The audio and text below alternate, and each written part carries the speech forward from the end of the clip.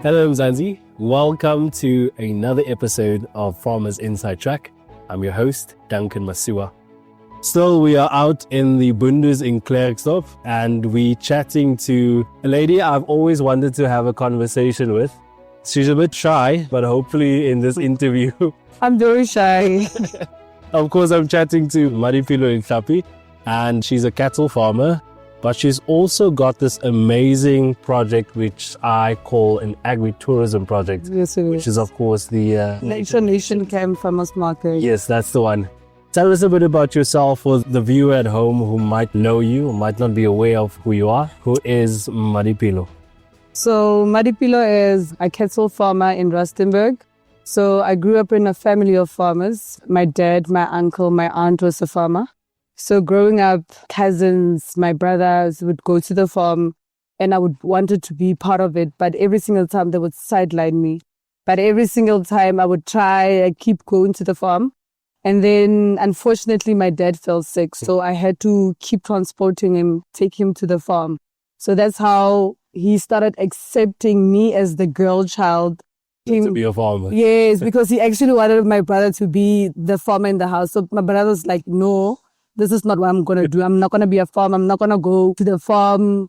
And then I took that route. But it took time for my dad to actually accept that there's a girl child that's interested in this farming industry. That's quite interesting to me because your story is not, an isolated situation. There's many other farmers, women farmers, that have a similar story where they were surrounded by men, surrounded by brothers. And when it eventually came to taking over the farm, the brothers were actually not interested.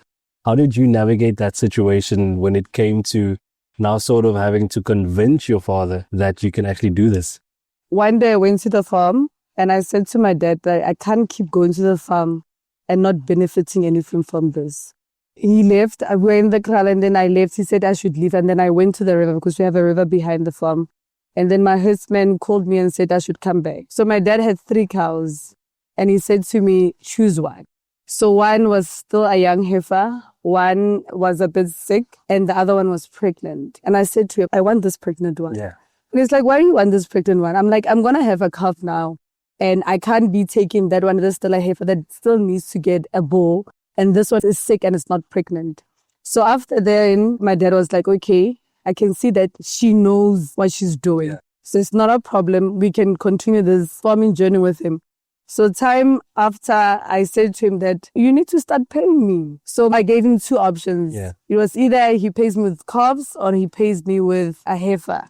Very demanding at this, by the way. Because I didn't want money. So I was saying to him, you should pay me with a calf or a heifer. So he's like, no, he believes that he needs to have a lot of cows. So he wouldn't give me a heifer, he would give me the calves. I'm like, okay, no problem. Give me 2 calves every year. That'll be my payment.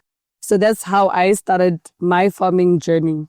Using calves for like 2-3 months. I would put it in a feedlot, and then after putting it in a feedlot, I would take it and sell it to the nearby auctions. Yeah, it's quite an interesting journey for me. I always love asking farmers this question because I believe you get to know the farmer a bit better. Challenges. What were some of the biggest mistakes that you made in those early days of being a farmer? We have herdsmen that come and go. So you wouldn't get someone solid. We share the farm as a family. So the things that I want to do to my cows, if my uncles or my aunts don't do it, it affects my cows. If I buy a bull, my bull is for everyone. So that was my biggest challenge with navigating this farming industry with my family. And of course, with that, making a lot of mistakes, I suppose, in the beginning. Did you have any costly mistakes that you made in the beginning? Yes, I did. I had a lot of costly mistakes. I would buy too much medication. I would not feed them properly. My husband coming and going, so you paying money. After 2 months, you're still paying the money back. So it was very financially draining. Because I also had to sell a few of my cows in order to buy a bull. So even after they stole my bull, I think it was like 9 months after I bought the bull, it was a financial strain because I took heifers out of the crowd to actually buy this bull. So it was a double loss. I couldn't sleep for months and I still hope that I will find my bull. It's a scary story, and it's a scary story that many other farmers share with you when they finally have this opportunity now to sort of take their farming business to the next level and invest in a bull? And then you have to deal with theft, of course. It's a scary reality. Your farming enterprise or your focus, of course, is Brahman cattle. Why specifically Brahman cattle? I like Brahman cattle because of the meat quality. Because I want to see myself owning my own butchery and selling my own meat. But I actually wanted to branch into Simbras because of the milk too. Not only being based on selling the meat, but also producing milk. So it didn't go as I planned, but I think I'll recover soon. How do you approach financial decision-making in your business? I find this is quite an important question to ask because there's someone that's watching this conversation now and they might want to farm on the level and the scale that you do, but might not comprehend or understand the financial decision-making is involved in that. I think you should try working within your means, actually. Start small and work around whatever you have and not do more than you can. Because if you're going to start wanting to be a commercial farmer and you're still starting and you're still aspiring, you're not going to make any profit. And with farming, you can't make profit today. It takes time and you must be very patient with that. Of course, you are also the founder and brain behind this agritourism project, Nature Nation Farmer. Nature Nation Camp Farmers Market. Tell us a bit about that. How did that come into your business portfolio? So I figured that I like planning, a lot of planning. So I also studied events management. I wanted to infuse my farming and my events planning together.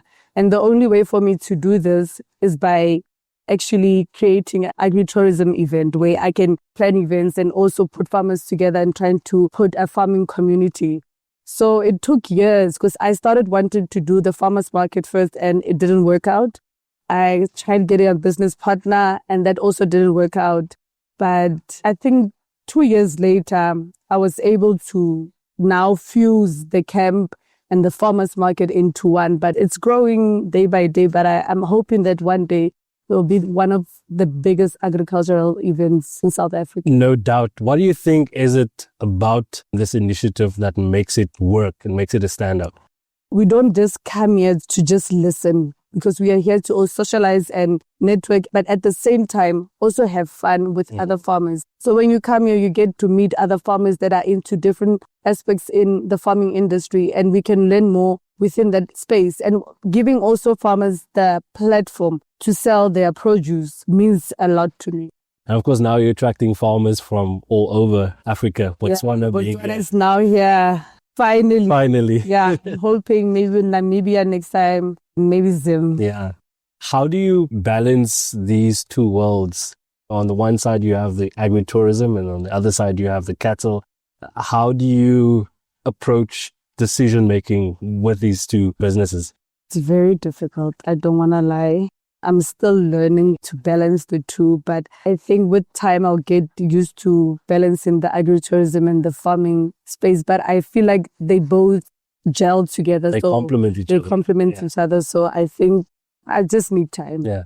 Mmadipilo, in the next 5 years, what does that look like? The next 5 years, I see myself as a Simbra because that was what I actually wanted, what my dad also liked. A Simbra cattle farmer, having my own butchery. That is what I actually see myself in the next 5 years. Having my own plot where Nature Nation Camp is so that I can put it to the standard that I actually want instead of having to go to different venues where I do get certain aspects that I want, but not actually the entire vision that I actually want. So that is where I see myself in the next 5 years. Mmadipilo, thank you so much for chatting with us. I appreciate being able to force you onto this beautiful blue couch and having this conversation with you. All the best with your future. Thank you very much, Duncan. There you have it. Mmadipilo Letlape, the founder and brain behind Nature Nation.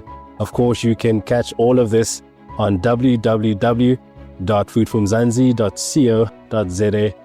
Remember to subscribe to our podcast on your favorite platform so you never miss any of our episodes. From me, Duncan Masiwa, our technical producer, Megan van der Vent, and the rest of #Team Food from Zanzi, thanks for listening.